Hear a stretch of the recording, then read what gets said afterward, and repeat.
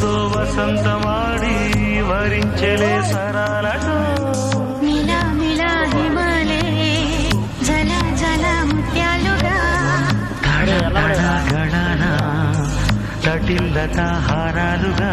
చేతులు తాకిన కుండలకి చలనం వచ్చెనులే ముందుకు సాగిన ముచ్చటలో మూవను పలికెనులే